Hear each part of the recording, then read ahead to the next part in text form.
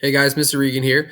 Wanted to talk to you quickly about today's lesson and to use this video kind of as a resource to help you with what we're doing today.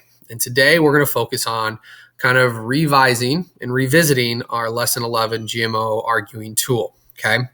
I looked at a bunch that were submitted and took in a bunch of emails and conversations with people over Google Messages.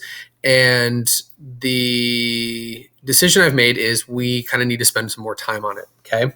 Not that we didn't do some good stuff in there, just some things we need to definitely fix. So today, if you want to pull up your lesson number 11 and lesson number 9 as I'm going through this video, there's going to be times where I tell you, hey, pause the video here so that you have time to fix stuff.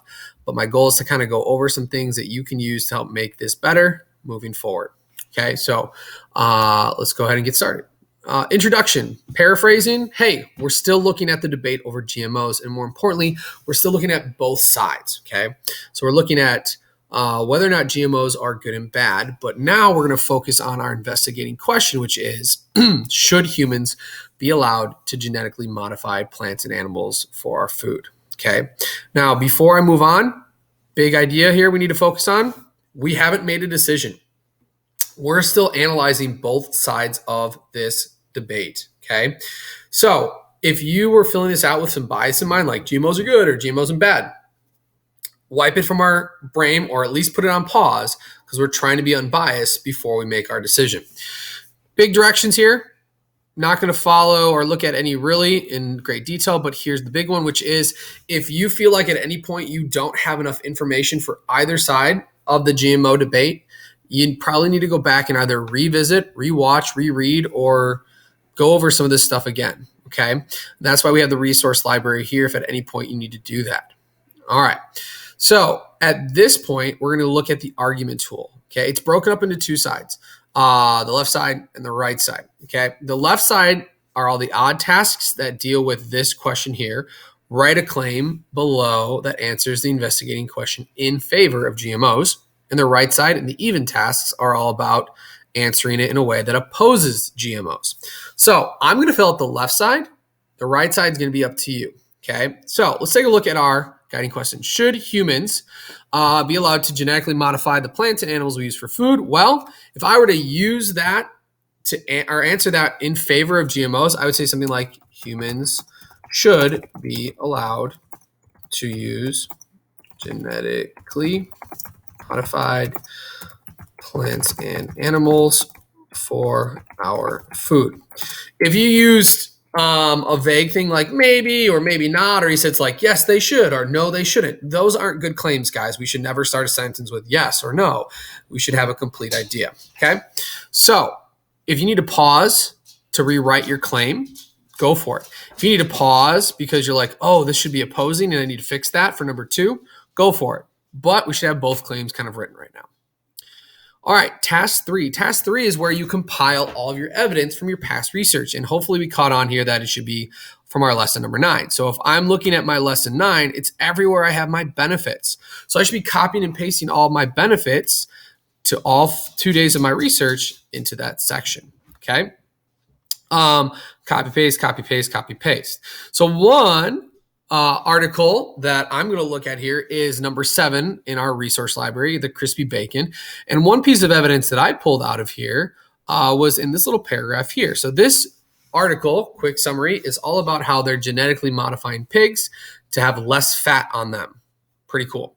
So the animals have less body fat because they have a gene, or they have a new gene, if you read the previous section, that they put in using CRISPR that allows them to regulate their body temperature better by burning fat. So this could save farmers millions of dollars in heating and feed costs, and well, it will prevent millions of piglets from suffering and dying in cold. So I'm going to copy and paste that.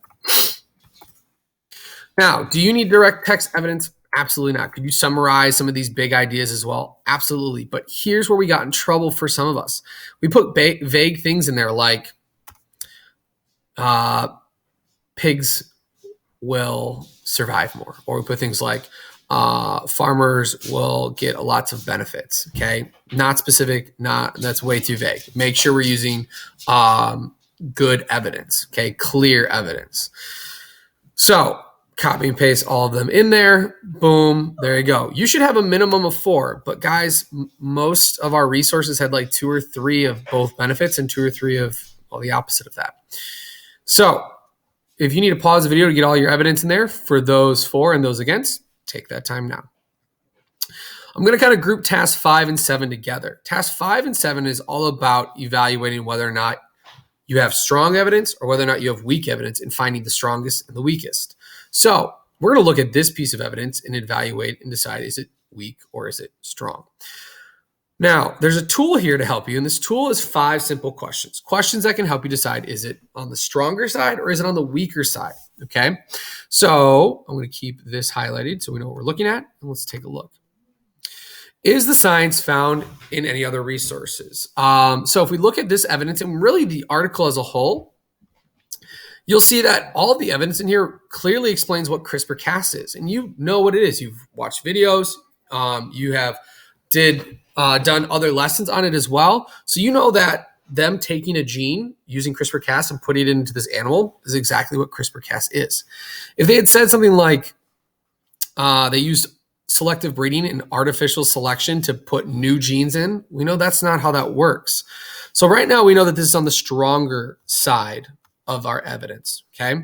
Does it directly support the claim or does it need a lot of explaining? Well, it doesn't need a lot of explaining if you read through this idea that, hey, pigs with less fat are healthier for us, so probably a good thing, but probably would need a little. So again, it's on the stronger side, but not maybe super strong, okay? Excuse me. Does the science about the GMOs make sense? And is it accurate based on what you know? Absolutely it is. Can someone argue for or against the evidence easily? Well, it's hard to argue against farmers saving millions of dollars, and it's hard to argue against more pigs being alive and not dying. Okay. So again, these ideas are kind of hard to argue. Last but not least, would this leave us with a lot of unanswered questions? Well, probably not. There are some questions that we probably would ask for clarification, like how would they save millions of dollars? Or how would this cost less money in terms of feed and things like that? And those are great questions to ask, but we're looking more at questions that argue against it or maybe shed some light onto why it maybe doesn't make sense, okay?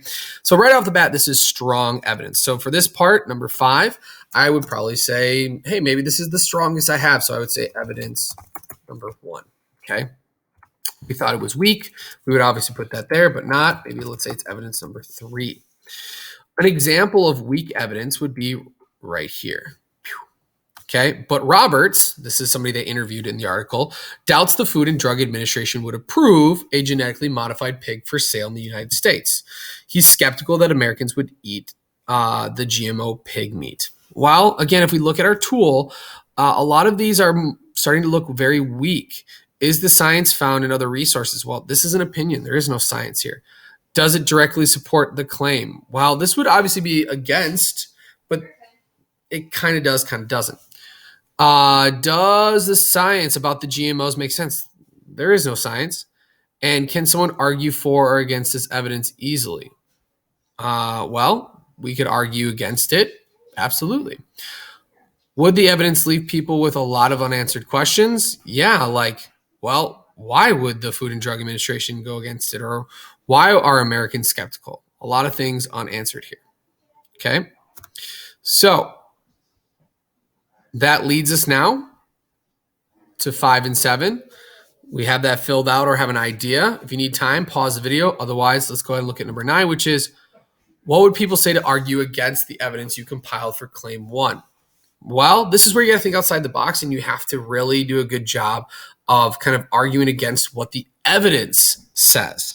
This isn't where we should be pulling evidence from other places to say, oh, this is why it's bad. No. This is argue against the evidence you have. So someone could look at this and say, well, someone would argue against it by saying maybe, hey, if farmers aren't spending millions of dollars on heating and feeding costs, then those companies aren't making money and that might affect them. Or, hey, what if this pig farmer doesn't have cold weather? What if they live in Texas? So that GMO really wouldn't matter for them, wouldn't be important. So this is where you're going to have to kind of look at cause and effect. Like, hey, if we do these things, what's the effects of them? And are any of those effects maybe not so great? Okay, so I'm going to paraphrase. Please don't, just so you understand. Southern farmers and feed companies. Okay, please make sure you're being detailed because we're going to need to pull all this information later.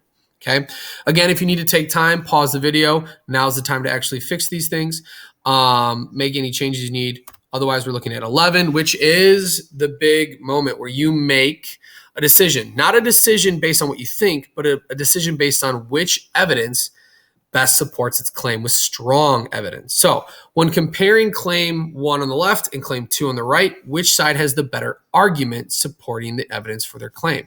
Hopefully we realize we shouldn't be looking or thinking about bias or what we think is right. We should be looking at which one has the best evidence.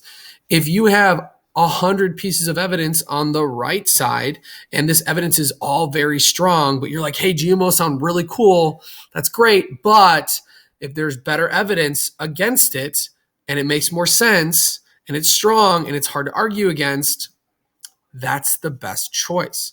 So again, we got to kind of check our bias, all right? So at this point, we've gone over all the different parts. Pause, go back if you need. Otherwise, if you've already submitted the link for this doc that you've already shared to your drive, don't need to do it again. Okay, you're good. If you forgot to or still need to, now would be the time. Otherwise, if you have questions, reach out to me. I want to help you guys as much as I can. If you want to check in with me on Zoom, go for it. And if not, hopefully we have a better understanding and our tool looks a lot better. Okay, let me know if you need anything. Otherwise, talk to you guys later.